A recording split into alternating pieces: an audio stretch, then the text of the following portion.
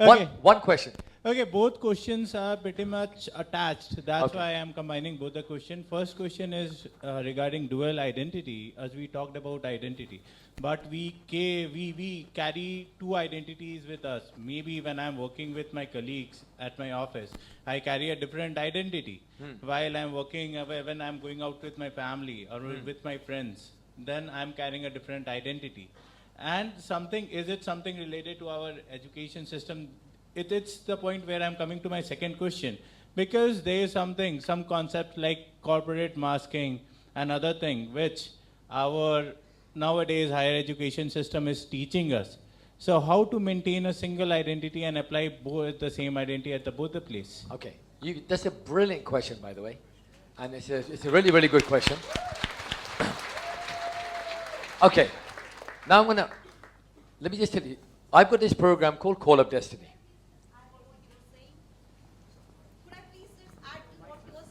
Let me just answer this, and you can add afterwards. I may add it in the question. Actually, my question is related to what he's saying. Okay, go ahead. My name is Pragnya. Hi, guys. Hi. Thank you. Right, what my question is that I am construed as a very fun-loving person, and what I know is that I'm quite a hard-working and a smart-working person. However, what happens is when people perceive me, they don't look at the hard-working or the smart-working side of me. How do you know that? Evidence? That's because it shows in their language, it shows in their behavior. But how do you know their behavior means that? Because that's what they tell. What did they say? The thing is that they wouldn't know me, they wouldn't say that you have done a great job. Rather, they would say, oh, she is a very nice person, very fun-loving person, and good person to be around with. Okay, so what's your question? My question is, so for me to be perceived as a serious, hard-working and smart-working person, am I supposed to change my identity? Why do you want to be perceived as a serious, hard-working person? Because, well, I could say that in corporates, that is something that would really give you good appraisals and promotions. And where's the proof of that? So you're telling me that everybody around the world who is serious and career-minded is serious, hard-working. No, I'm not saying that. I'm saying that other people perceive like that. So am I supposed to change how my would you character? know how other people perceive? Because, like certain things have happened, wherein... The question is, how do you know how others perceive? For example, the only way I can know how you perceive is to physically get inside your body, put my head inside your head, take your brain, put it in, and now see what you project. Right. So therefore, if I'm trying to read your perception, it can only be what I call a mind read. I'm guessing what you think. I will never know what you think. How do I know what you think is based upon your result? Yes, and the results that I get are mostly negative. Okay. The results, because what happens is, because I'm perceived in that way, I do not get the desired or the deserved promotions or the deserved appraisal, because of which. And when I ask someone or my boss as to why I have not received what I deserve, this is the answer that I get. Right. Carry on. Carry on. Is anyone? That's it.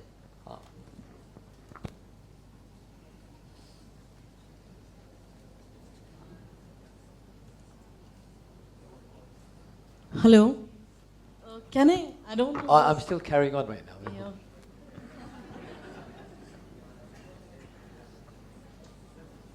I'm not perceived properly. People at work, they don't give me promotions. They don't understand what I'm thinking. Because, I try everything better to perceive myself as being really, really good. Because everybody around me is the cause of my not understanding me. Where the problem lies, where? The root. See, the fact that people are going around trying to get people to perceive them correctly is what you're telling me is that I must see the world through your eyes. Why should I do that for? It's my world. How dare you? You're telling me you must do as I see. Why should I do that? How can I do that? We tell children to grow up and become somebody. And then we tell them that they must not do this and they must not do this. I believe in discipline, for sure. But my point to you is, when you're blaming the environment all the time, it's him, it's her, my boss, they don't understand me, they take me differently, I'm perceived to be different, I'm perceived to be different, I'm perceived to be different. That is the issue you need to deal with. Because what you're telling me is, I perceive that people perceive this about me. I perceive that people perceive this about me. So therefore, it's your perception of who you are.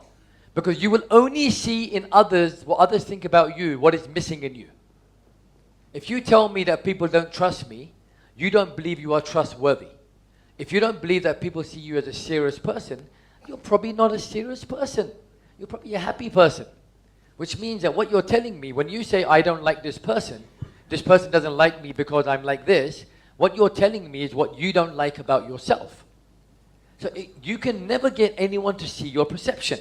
Here's a quick example. I'm a coach. I'm a performance coach. That's what I am. A peak performance coach. Could I go and coach my brother? Could I? I could. Would it work? Never. Why? My identity in his eyes is that of a younger brother. So therefore, is he going to listen to me? Yeah. He'll listen to me, but can I sit down and say, right, this is what you got to do, and this is what you got to do? He'll say, shut up. What do you know? Can I coach my sister? No. Rule number one as a trainer or a coach, never coach your family or friends. Never. Because they don't listen to you. It's a fact. So my point to you is ultimately, it's all about your perception of other people's perception, which by itself is an illusion. It's just like a hallucination. How do I know what she's thinking? She could be sitting there looking at me and say, Arfeen, I hate you for bringing me on stage. Or she could say, Arfeen, thank you very much. Now, what if she was at that moment thinking of a thought and she just looked at me like this? Now I'm thinking, oh, she doesn't like the fact that I got on stage. Is that true? No. She could be thinking about, oh my God, later on I've got to do this. Which means that all day long we people are just looking for signs. Perfectly said. We're looking for signs. Have you read the book, The Alchemist? Yes. What a great book. What does it say? You should look for the signs. And the signs are, when you're feeling down, what does that mean? Does that mean that somebody is making you feel bad? No. It means that the body is telling you, sort your head out. Change your state. All I have maintained over the last few hours here is I've been in state. I could come here and say, ladies and gentlemen, for the next 10 hours, I'm going to really get you guys to understand identity. It's going to be a lot of fun. And we may do a glass walk, if I can be bothered. But you're really going to have transformation today. And you're saying, no wonder the event's free. You could, right? Or I have to come here in the back of my mind and say, Arfeen, you got to be in state. These people have to know that you mean what you mean. And you say what you mean because it's so important. I don't have a script. I have some notes on my table to remind me in case I have a complete blanket like I had earlier on. But the point is that I have to be in state for you to do that. Therefore, if you want to create a perception, your perception is your identity. And you have to believe it. It's that simple. Your answer to your question, sir. How do you manage two identities? Let me let you into a secret. You have hundreds of identities. You don't have two. So for example, in my Call of Destiny seminar, which I've been talking about, this is what I do. I help you create, if you're married, for example, a husband or a wife identity. I help you create a work identity, a social identity, a money identity, if you're alone identity, a health identity, a social identity, a spiritual identity, of identity as a father, as a son, as a wife, as a mother, as a daughter, as a mother-in-law, as a father-in-law, as a daughter-in-law, a sister-in-law. How many identities do you want? Oh, I've got my best friend identity. I got my second best friend identity. We're going to be different with everybody. But when your identity is wired up in your head, you will look through the world. So for example, which example can I give you? Let me give an example of Hrithik, right? Now, Hrithik Roshan, his identity is in Bollywood known as the what? The Greek? Right. Now, what an identity. Colossus. It's like huge. Now, that identity is matched with his and his. The eyes are the secret of any great actor. And he's got the eyes. Now, he's got an identity. Now, do you think Hrithik Roshan is a Greek god to his mother? He's a son. Now, his identity with his mother, would it be different to that with me or you? Yes. This is where your values and beliefs come in. Because once you get your identity clear, your identity is played through your beliefs and values. How many of you think that showing love is the greatest thing in the world? Showing love. How many of you think money is more important than love? It's okay if you do, whatever. A few of you. How many of you feel that when you're married, you should focus more on your career than your family, because if you don't make enough money, your family cannot survive? Now, these are your values. Now, somebody who believes family is more important than work is married to someone who believes work is more important than family. Are they going to have a great life? Hell on earth. Because their values are so different. So what your answer to your question is that you have a million identities. But once you know your identity, all these things just fall into place. You behave accordingly to everybody. So if I meet, for example, my wife, where's she gone? She was there. Okay, there she is. When I meet my wife, I have to now put on a husband identity. Now, she may not like my identity. She may love my identity. Let's say, for example, she loves my identity. It's because my values and her values are aligned. If she doesn't like my identity, it could mean that my values and her values are not aligned, or our beliefs are not aligned. But if I have an identity that my whole my job in life is to serve her, let's say that's my job, is to serve her, and for her to feel a certain way that represents love to me initially, then that will automatically filter in my behavior. Which means that if your identity is in place, you will behave in the perfect identity with everybody you ever meet, if you are clear. So the biggest question in the world is, who am I? That's why I've been focusing.